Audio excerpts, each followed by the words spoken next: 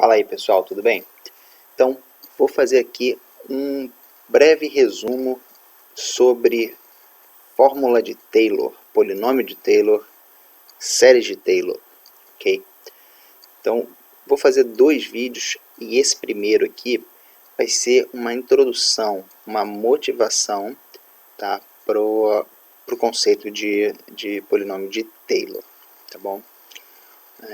Então esse é um vídeo que a gente vai realmente ir lá do zero, tentar entender de onde é que veio essa ideia, e no próximo vídeo eu vou fazer a definição, eu vou dar algum exemplo e vou falar sobre a série de Taylor, tá bom? Então vamos lá, vamos dar uma olhada nessa figura e nessa pergunta que eu faço. Qual é o polinômio do segundo grau que melhor aproxima a função f de x igual a cosseno de x perto do ponto x igual a zero, tá? Então, eu desenhei o nosso plano cartesiano, em azul essa função cosseno, né, que a gente já está mais ou menos familiarizado com ela, né? Ela é periódica e tal, desenhei ela de mais ou menos ali de menos 2π a 2π, e desenhei uma parábola, né, uma função de segundo grau ali, meio que de orelhada, só para saber, assim, tipo, eu acho que seria mais ou menos assim, né, uma função que parece com a função cosseno e tal, que é do segundo grau, tá? Mas como eu falei, eu acho, né, quer dizer, a gente vai ter que ver isso de uma forma um pouco mais formal, tá? Então, vamos escrever em azul aqui a nossa função f de x igual a cosseno de x, né? Vamos colocar em vermelho quem seria o nosso candidato a polinômio de segundo grau, tá bom? Então, bom, eu não sei quem é esse polinômio, eu vou escrever ele assim. Ele é uma constante C0 mais C1 vezes x mais um C2 vezes x ao quadrado, onde C0, C1 e C2 são números, né? E aí eu vou começar a fazer a seguinte pergunta. Bom, para essa função do segundo grau se aproximar bem da função cosseno, bom, eu vou começar dizendo que, sei lá, no ponto igual a zero, eu vou começar dizendo, bom, eu acho, né, que seria bem legal que no ponto zero elas fossem iguais, não é isso? Então, no ponto zero, a função cosseno ela é dada por 1, né? Então eu acho muito legal que nosso polinômio, né, no zero, ele seja igual a 1 também, né? Então eu vou exigir isso aqui dele.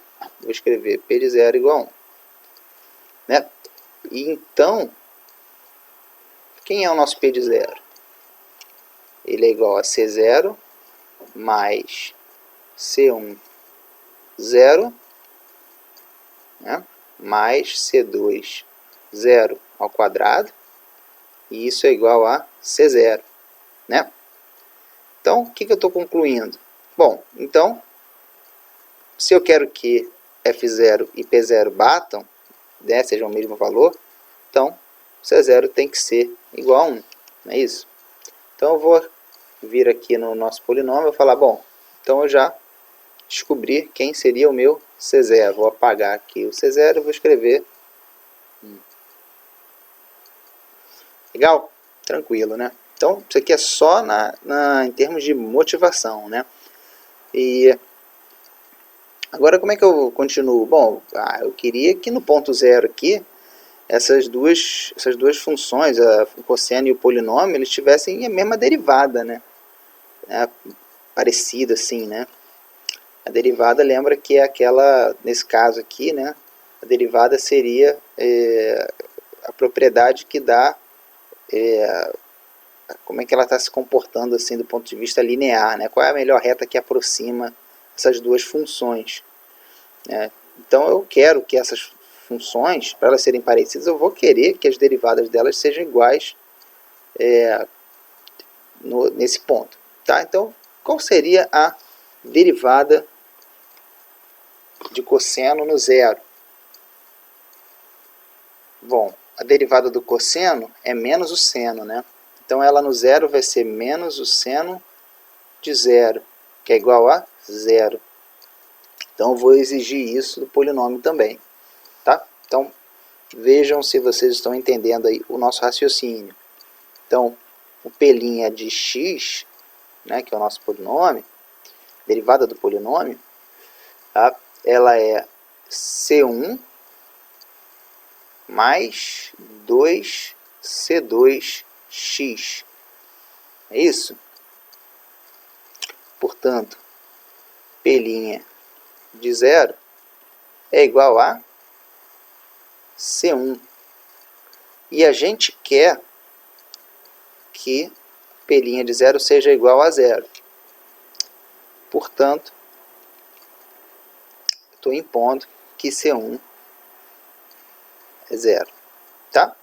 Então, calculei o C0 igual a 1 e agora o C1 tem que ser zero. Então, vou lá apagar de novo. Aqui. Uma borracha menor. Então, vou botar zero aqui. Tá? Beleza. E para terminar, eu vou seguir esse mesmo raciocínio. Eu já igualei o valor da função, já igualei o valor da primeira derivada no zero, e agora eu vou igualar o valor da segunda derivada. Então eu vou continuar. A segunda derivada do cosseno avaliada no zero vai ser igual. Aí agora seria a derivada do menos o seno de x, né? Que vai ser menos cosseno de x avaliado no zero. Portanto, vai ser igual a menos 1. É isso? E agora no nosso polinômio, vamos baixar um pouquinho aqui. No nosso polinômio, a segunda derivada dele, não é isso? Vou reescrever aqui. A segunda derivada do nosso polinômio é a derivada do P', não é isso? Que é igual a 2C2. Certo? Portanto, P' do zero vai ser 2C2. Na verdade não vai mudar, né? A constante. E a gente quer que isso seja igual a menos 1. Tá? Então, opa, deixa eu só botar o menos 1 aqui. Esqueci. Ok. E isso vai implicar que C2 é igual a menos 1 sobre 2. Beleza. Então eu calculei o C0, C1, C2 e acabou, né? Porque esse nosso polinômio ele é de segundo grau, ele tem esses três coeficientes. Então eu posso vir aqui e apagar o nosso C2, colocar aqui o valor que a gente encontrou, que é o menos 1 sobre 2. Tá? Então, veja se você repara o que a gente fez aqui, né? Nós encontramos um polinômio do segundo grau, que é P de x igual a 1 menos x ao quadrado sobre 2. E eu estou dizendo que P de x é um candidato a polinômio que melhor aproxima a nossa função cosseno. Então lembra da minha pergunta inicial? Qual é o polinômio de segundo grau que melhor aproxima?